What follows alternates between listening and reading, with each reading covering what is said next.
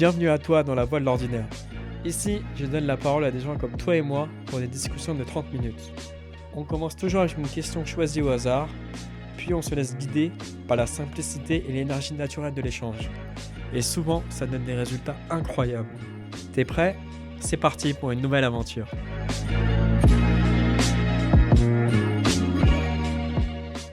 C'est le monteur. Petit disclaimer pour la suite de ce que vous allez entendre. Il faut savoir que c'est le dernier podcast que j'ai tourné pendant Compostelle. Donc le son n'est pas optimal. Entre-temps, vous avez pu le voir ou vous allez le voir, le son s'est grandement amélioré. J'ai oublié de la présenter, vous allez entendre un bruit de tondeuse en fond. Il y a aussi un bruit de porte. Et je vous assure que cet épisode est l'un des meilleurs que j'ai fait. L'histoire de Viviane est super touchante. Augmentez un peu le son ou essayez de l'écouter dans un endroit un peu plus calme. Et vous allez voir, vous allez passer un excellent moment. Bonjour à tous, vous êtes dans la voie de l'ordinaire. Aujourd'hui on se retrouve pour un nouvel épisode avec la première personne que je ne connais pas du tout. D'habitude c'est des gens que je connais un peu. Et là on est vraiment sur quelque chose de totalement nouveau. Est-ce que tu peux te présenter ? Alors, je m'appelle Viviane, je suis suissesse, je vis en France. J'ai 51 ans, j'ai 2 enfants qui sont majeurs et indépendants. Avant de commencer, je vais te rappeler les règles. Donc tu vas choisir un nombre entre 1 et 12 qui correspond à une question. C'est toi la chef de la conversation. Si on va dans une direction qui ne te convient pas, tu me le dis et on change. Si tu veux enlever des choses ou quoi, tu peux me le dire, il n'y a pas de souci. Oui, et peu importe où on en est dans la conversation, au bout de 30 minutes, ça s'arrête. Très bien. Je suis désolé s'il y a du bruit. Il y a quelqu'un qui tond sa pelouse à 21h. Donc, j'espère que c'est pas trop... on n'entend pas trop. Est-ce que tu peux me donner un chiffre entre 1 et 12 ? 5. Parle-moi d'une personne qui a eu une grande influence sur toi et pourquoi ? On peut en prendre une autre. Ouais, parce que là, franchement, une personne qui a une grande influence sur moi... Un autre chiffre ? 7. Y a-t-il eu un moment dans ta vie où tu as dû prendre une décision difficile ? Comment tu as fait ton choix et quelles ont été les conséquences ? Il y en a plusieurs. Tu peux parler de plusieurs. Ouais. Alors, je vais peut-être parler de plusieurs. Ok.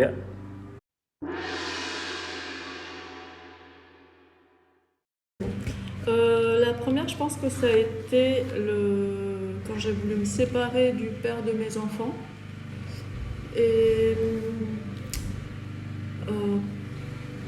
c'était un choix qui a été un peu difficile, mais d'une fois qu'on a pu en parler et qu'on a pris la décision de se séparer, ça s'est bien passé. Mais c'est vrai que ça a été difficile le moment où, tout un chemin dans ma tête avant que j'arrive vraiment à en parler et à dire que pour moi, il fallait que ça s'arrête. Et après, les conséquences, on les voit pas tout de suite parce que c'est vraiment une séparation qui s'est faite en douceur. Ça a pris plus d'1 an pour les enfants avant de les déplacer. Enfin, on a vraiment tout fait en douceur pour les enfants. Mais c'est après, quand elles ont grandi, qu'on se rend compte qu'elles ont une vie avec des parents divorcés et qu'il y a une influence sur leur choix et leur mode de vie en tant qu'adultes. Et ça, on s'en rend pas compte au moment de la séparation. Comment c'était ta décision à toi d'arrêter ? Ok. Ay, escúchame, ¿me puedes ayudar a quitar la mesa? Porque Álvaro va a cortar el césped. Si, tu peux mettre sur pause, pause. Ouais. Je dois placer un peu.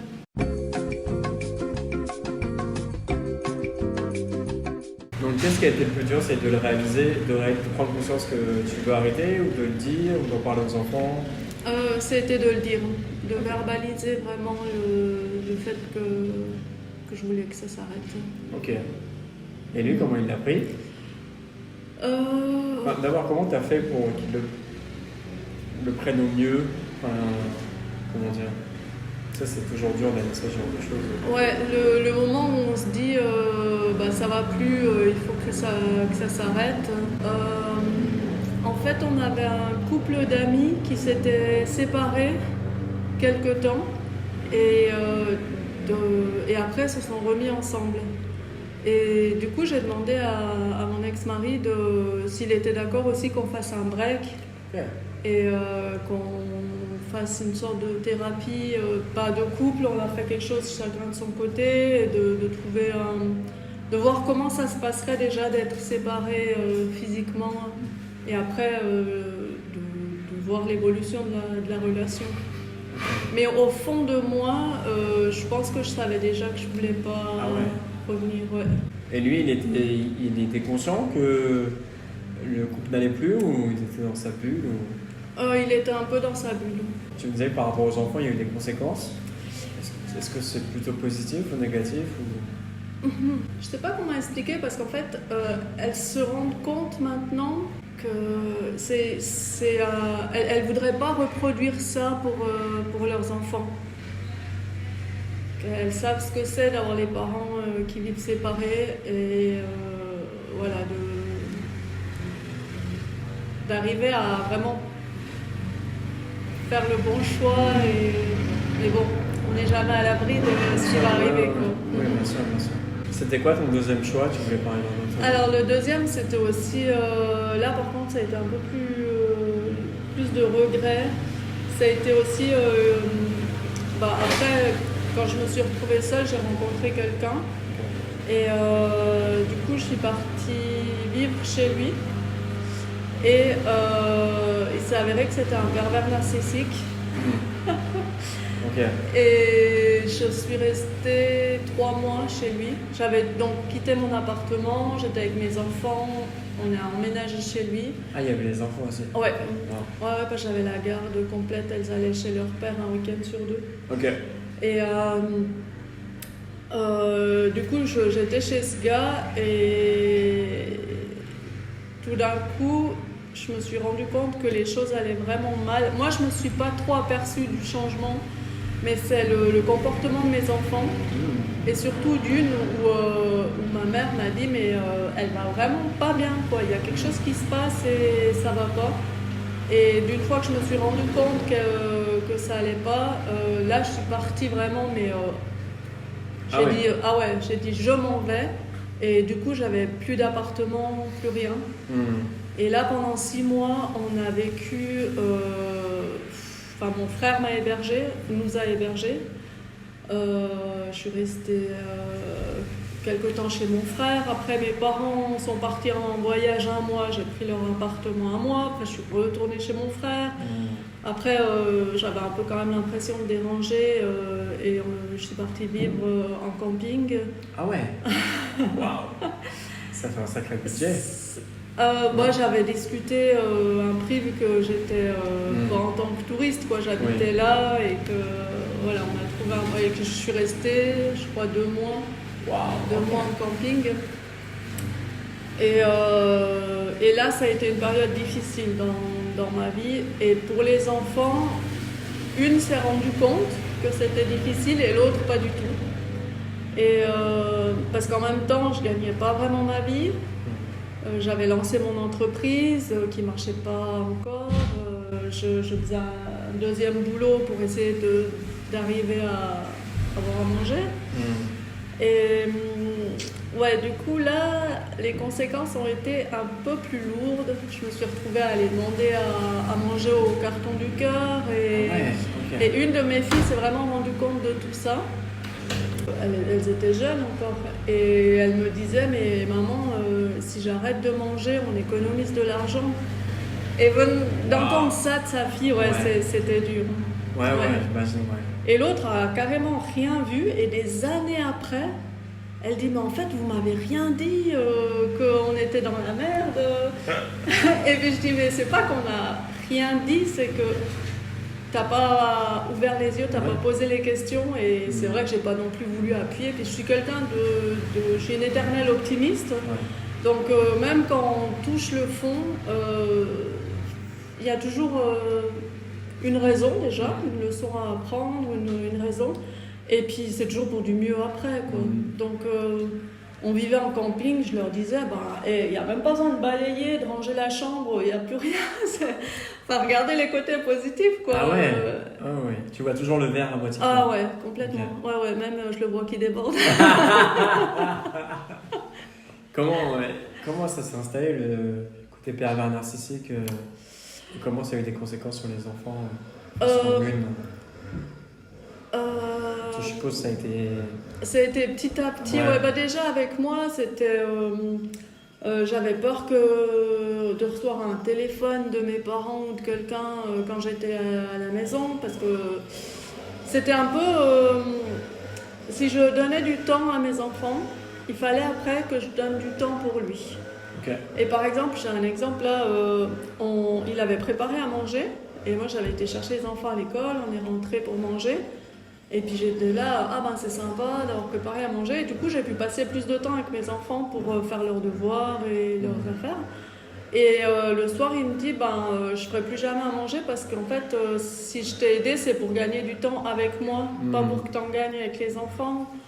Et voilà, il disait jamais rien sur la manière que j'avais d'éduquer les enfants. Mais c'était une manière... C'était du style, t'es pas une mauvaise mère. Enfin, il me reprochait plein de choses, je me sentais écrasée. Puis après, il disait un truc du style, ouais, mais t'es pas une mauvaise mère. Puis tu te dis, ça remonte un petit peu. En fait, il t'écrase de 10 marches et il te relève de une et il t'écrase. Et ça a été une cascade comme ça. Et puis tout d'un coup, on s'est dit, non, mais c'est pas ça. Je peux plus, quoi. Tu penses que sans ta fille, t'aurais pris beaucoup plus de temps à réaliser? Oui. Ah ouais. Et c'est pour ça qu'il y a des femmes qui sont dans l'engrenage du truc et qui ne réalisent pas, tu penses? Complètement. Okay. Et puis c'est tellement une manière de parler, de manipuler. C'est pervers. Ça porte son nom, quoi. C'est pervers. Et j'ai un tempérament. Je suis quelqu'un de... Tout me fait plaisir. Enfin, j'ai pas un caractère très, très fort dans ce sens-là et je veux toujours tout bien faire pour les autres. Du coup, je me rends pas compte de la manipulation tout de suite. C'est par la suite où je me dis, ouais, non, mais ça, c'était quand même pas normal. Mais sur le moment, on se rend pas toujours compte. Et il y a toujours ce dernier mot ou cette dernière phrase qu'il arrive à dire pour redonner de l'estime de soi, de la valeur. Et puis, en fait... C'est pour t'écraser un peu. Ouais. Okay. Et oui, je comprends. D'avoir vécu ça, je peux comprendre les femmes qui sont dans cette relation et qui n'arrivent pas à s'en sortir. Ok. Et... Ah ouais, tu comprends. Ok. Ouais. Et en plus, moi, je me disais, c'est pas le père de mes enfants, donc j'ai le droit de partir comme je veux. Mais je me dis, les femmes qui sont dans des relations comme ça, puis qu'en plus, c'est le père des enfants, il va arriver à manipuler tout ça encore plus. Ouais, je comprends complètement. Et ce qu'on m'avait dit une fois aussi, c'est qu'il faut le double de temps pour t'en remettre. Ok. Et en fait, moi, c'est une relation qui a duré que 1 an et demi. Okay. Mais en fait, c'est vrai que ça a été très long à s'en remettre. J'avais peur de le croiser en ville parce qu'il avait une sorte de... D'emprise ? Mais il avait un pouvoir physique sur moi. Il me touchait à peine. J'étais... Ah ouais, complètement, quoi. C'était un très beau mec. Il savait parler aux femmes. Il savait... Et il avait un pouvoir incroyable et j'étais consciente de ça. Je me disais, mais si je le vois, je risque de recraquer ou il va me mélanger la tête. Et il le savait, ça, qu'il avait ce pouvoir sur je pense qu'il est conscient. Ok. C'est leur force, ces gens-là. Donc ils doivent être conscients. Conscients. Je sais pas à quel point ils sont conscients de leur... Tu lui as dit d'ailleurs ça ? Non. Qu'il avait été manipulateur. Non. Mais comment t'as justifié ton départ, justement ? Que ça allait plus. Il fallait que je parte et j'ai pas trop justifié. J'ai juste dit qu'il fallait que je parte. D'accord. Et là, vraiment, je me suis dit, j'ai le courage. Maintenant, je pars maintenant. J'ai pas attendu. Parce que je me connais, si je restais encore un jour de plus, j'étais capable de rester encore plusieurs mois. Ah ouais. Ouais, quand j'ai un truc qui me dit que c'est maintenant, il faut que ça soit maintenant. Après, je risque de plus avoir le courage. Parce qu'il y a souvent des femmes qui sont battues par leur mari, par exemple, et les gens ne comprennent pas, mais pourquoi elle reste avec lui, etc. En fait, c'est un engrenage de spirale, quoi. Bah après, il y a aussi le côté où moi je suis pas matérialiste, donc il y a toujours une solution.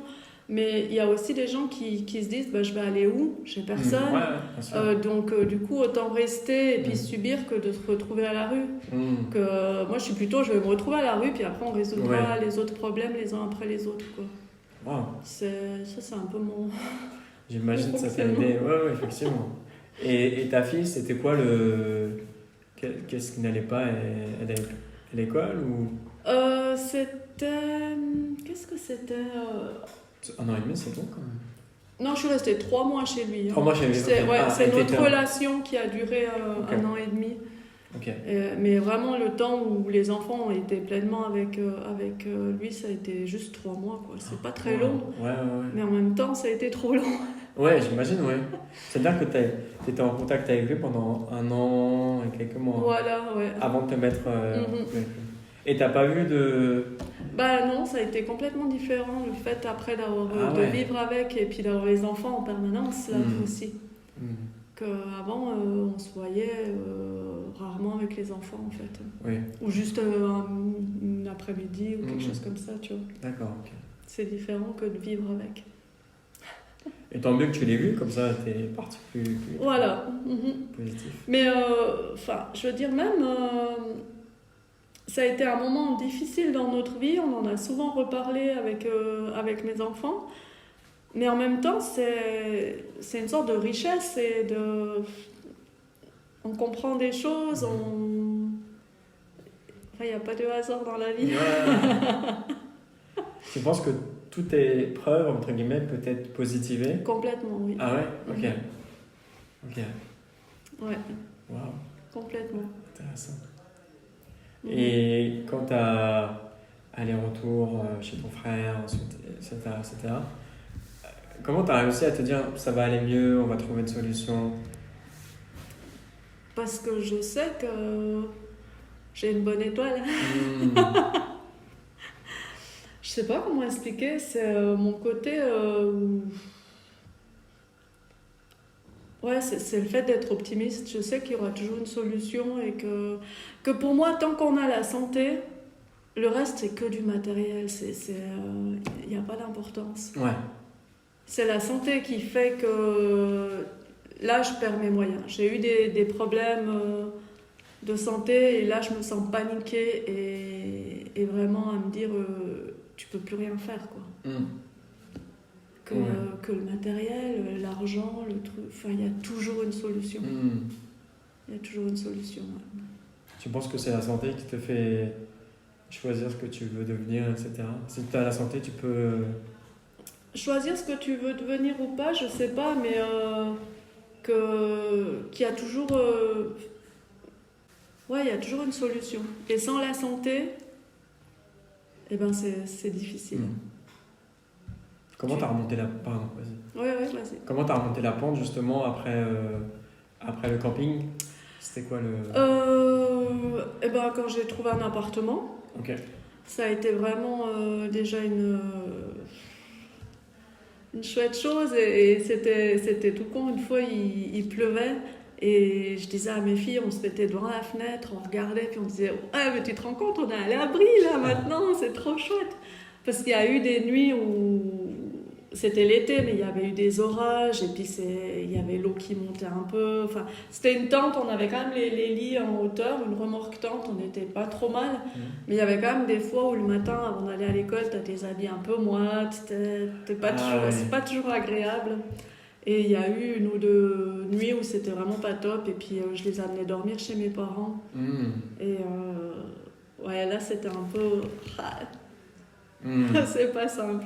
Et d'une fois qu'on a eu l'appartement, voilà quoi, j'arrivais à dire à mes filles mais c'est trop cool quoi, on a un toit, on est à l'abri.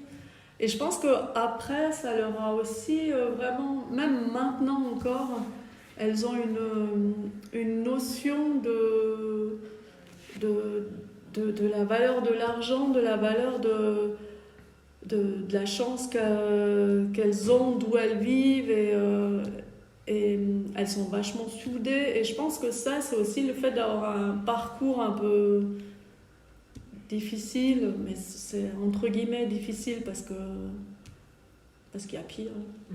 Et maintenant, je pense qu'elles ont vraiment une belle âme et une belle qualité une belle notion de valeur. Ok. Et ça, je trouve que je suis assez fière de moi. Je suis assez fière de moi du résultat, mais bon, c'est vrai que les passages n'ont pas toujours été très glorieux, mais le résultat, il est là. Et puis, et ce qui est chouette, c'est qu'on a toujours pu parler ouvertement de ce qu'on a ressenti les uns les autres. Et ce qui était chouette, c'est qu'elles m'ont aussi posé les questions après en tant qu'adulte, de femmes adultes, en me disant, mais justement par rapport à ce gars, mais pourquoi t'es resté avec et pourquoi tu l'as rencontré? Et c'était plus des questions d'enfants, c'était des questions de femmes. Et du coup, je pouvais répondre vraiment, même que je suis leur mère, de répondre en tant que femme et de dire, ben voilà, faites attention aussi à ça. Et ça, c'est une chance d'avoir un dialogue ouvert comme ça avec elle. Non, parce qu'au final, l'expérience, entre guillemets, le moment négatif se transforme en expérience de vie. Complètement, ouais. Que tu peux inculquer. D'accord. Il n'y a pas de tabou, et puis c'est ça qui est important, je trouve. Dire, bah oui, j'ai fait des erreurs, et puis on en a toutes les trois dû assumer les conséquences, mais bon, au final, voilà, on en parle, et puis on crève un abcès s'il y a quelque chose une question qui reste en suspens, ben, posez-moi la question. T'as toujours été transparent avec elle? Ouais. Ok. Ouais, toujours. Dès le départ, même quand on s'est séparés avec leur père, on a vraiment toujours expliqué que nous, on s'aimait plus assez pour être ensemble, mais qu'on les aimait toujours la même chose, avec les mots d'enfant adaptés à leur âge. Ouais. Ok. Ouais, c'est... Ok. Ouais, j'ai toujours été peut-être des fois un peu trop transparente, justement, parce que s'il y avait des moments où c'était un peu dur financièrement, je leur disais un peu qu'il fallait faire attention, qu'on ne pouvait pas acheter tout ce qu'on voulait, mais qu'on avait quand même de quoi manger, mais il fallait faire attention. Et ça leur a peut-être mis des soucis, qu'elles étaient peut-être trop jeunes. Mais bon, j'étais comme ça. D'où le fait qu'elle t'ait dit...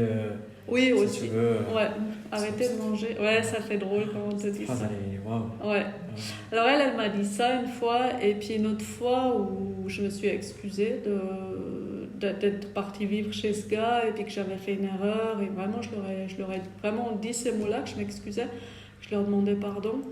Et puis qu'elle me répond, mais je sais pas, je me souviens plus quel âge elle avait, puis qu'elle me répond en me regardant dans les yeux comme ça, mais maman, on fait tous des erreurs dans la vie. Incroyable. Bon, ok, d'accord, merci. Je sais pas qui enseigne à qui, mais en tout cas, on a tous des leçons à prendre. C'est fou, ouais. Même elle a relativisé le truc. Ouais. Wow. Ouais. Elle est éducatrice maintenant, mais on sait pourquoi. Ouais. Et l'autre fille, elle est devenue quoi?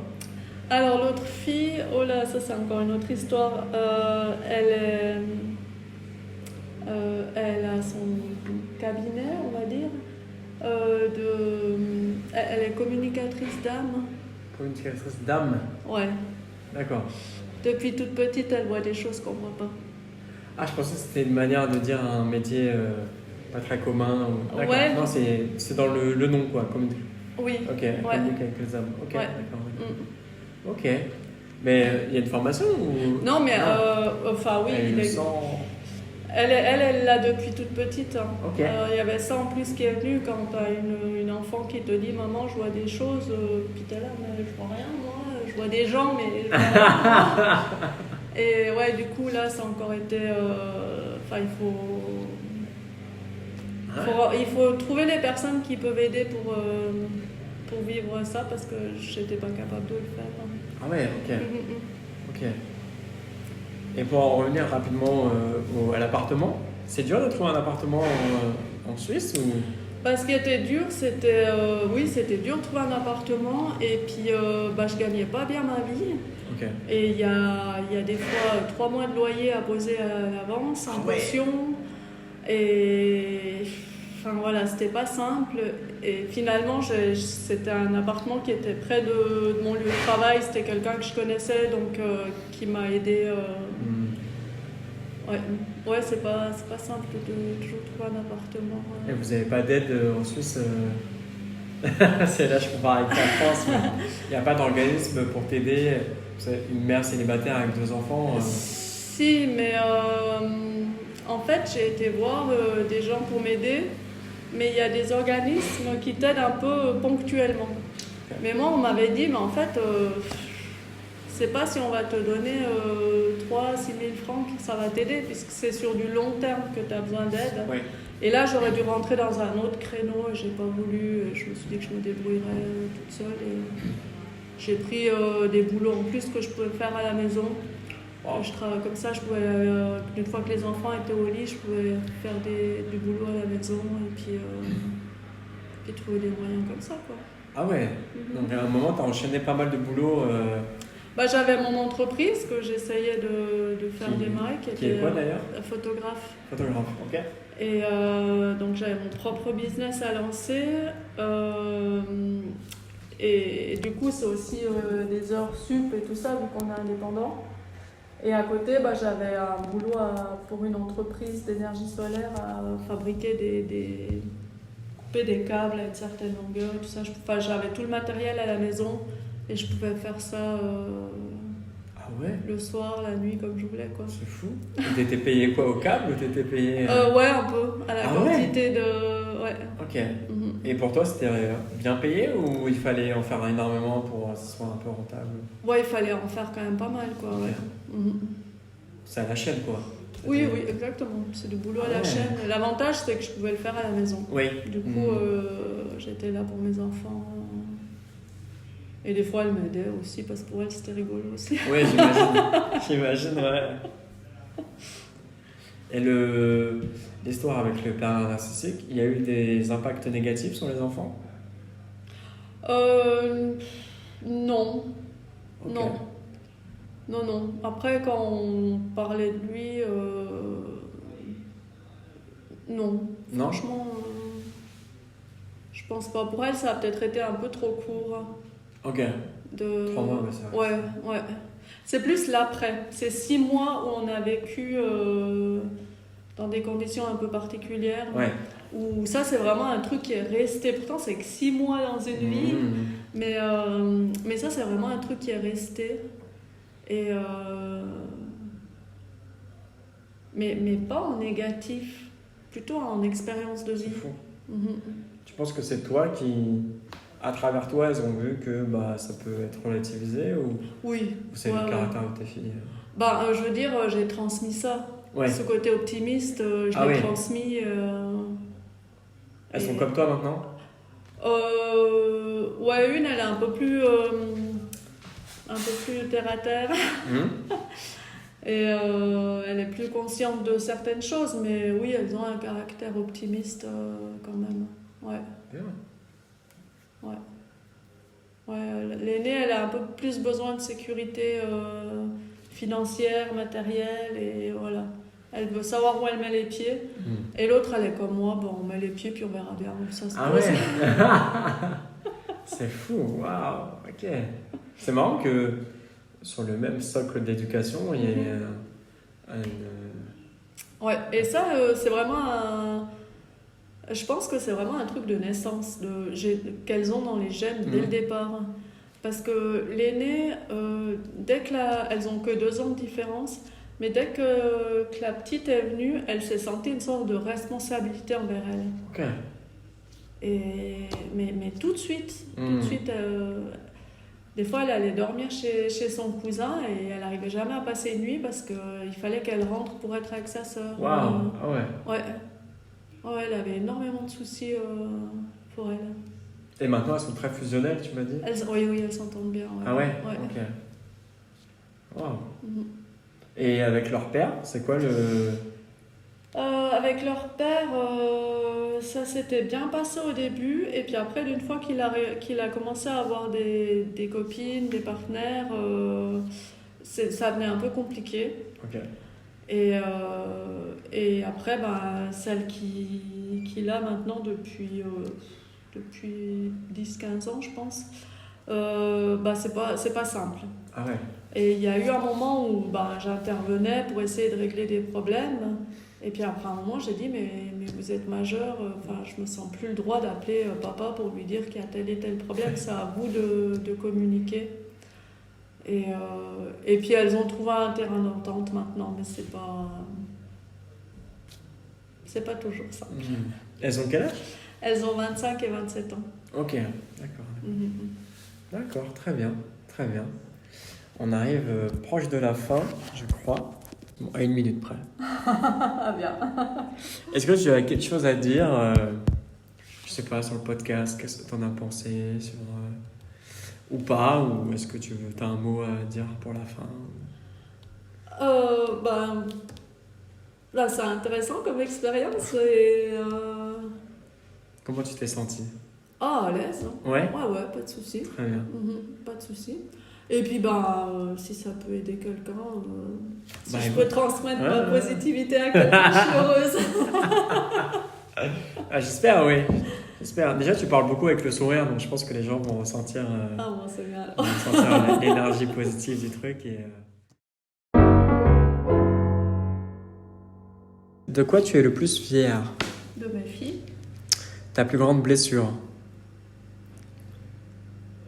Ma plus grande blessure, ça a été j'ai été victime d'une erreur médicale. Si j'étais ton fils, que dois-je faire pour te rendre fier? Vivre ta vie, être heureux. La leçon la plus importante que la vie t'ait apprise? C'est toujours pour du mieux. Qu'est-ce que tu aimerais dire à ton toi dans un grand moment de doute? Vas-y, fonce, et pas peur. Qu'est-ce que t'aimes dans la vie? La vie. Bonne réponse. Est-ce que tu as peur de la mort? Non. C'est quoi pour toi gagner beaucoup d'argent? Du souci. Qu'est-ce qui te rend heureuse? Le sourire des gens. Et quels sont les éléments qui pourraient te rendre encore plus heureuse? Oula. Ou pas? De trouver l'endroit, ma place. De trouver où j'ai envie de vivre. C'est quoi ton prochain goal, objectif sur lequel tu travailles actuellement? Trouver l'endroit où j'ai envie de vivre. Ok. Et ma dernière, qui pour moi est trop bien comme question. Si tu devais faire une table à manger avec des gens comme là, Ouais. avec des gens morts ou vivants, Ouais. ça serait qui et pourquoi? Oh là là. Pour moi, les morts, je m'inquiète pas parce que ça sera pour après. Et Ah. les vivants, il y a tellement de monde. Il y a tellement de monde. Il y aurait ma famille, il y aurait tous les gens qui m'ont accueilli dans mes voyages, parce que j'ai toujours demandé pour dormir chez des gens ou planter ma tente dans des prés. Et j'ai eu des accueils mais incroyables. Et ce serait tous ces gens-là, ce serait... il y aurait du monde. Hein. Ouais, c'est une grande table à manger quoi. Ah ouais, il y aurait du monde, ouais. Puis même des gens que j'ai croisés qu'un petit instant, mais des fois un sourire partagé. Il y a eu une fois où j'étais sur un banc public où j'étais juste en train de me reposer, puis quelqu'un me demande si j'ai envie d'une part de tarte, et ouais, bouge pas, je vais chercher, j'ai une tarte à la maison, puis on m'amène. T'es là, tu comprends pas. Et c'est un visage, c'est un sourire, c'est un geste que tu te souviens et tu te dis, ça, ce serait des gens que j'aurais envie d'inviter en retour. Donc il y en a énormément. Tant mieux pour toi. Ah ouais. Tant mieux. Ah ouais, non, je suis consciente de la chance que j'ai. Et merci Viviane. Je t'en prie. J'espère que plaisir. le podcast s'est bien passé pour toi. J'espère qu'il s'est bien passé pour toi. Ouais, c'était super intéressant. Et l'exercice était particulier, comme je t'ai dit. Tu es la première personne avec qui je fais un podcast avec qui j'ai aucune On se connaît connaissance, pas. rien du tout. Et c'était une expérience particulière parce que je ne connais pas tes sensibilités, etc. Donc à chaque question, je me disais, je vais voir comment elle réagit pour si je peux pousser un peu plus ou pas. Et c'était très bien, donc j'espère que les auditeurs vont apprécier. Ouais, j'espère aussi. Voilà, on arrive doucement à la fin de cet épisode. Je tiens à vous remercier pour le temps que vous nous avez accordé au podcast et à moi-même. J'espère sincèrement que vous avez passé un très bon moment en notre compagnie. Et rappelez-vous que chaque rencontre est une occasion pour mieux comprendre le monde. Quant à nous, on se retrouve la semaine prochaine. Ciao!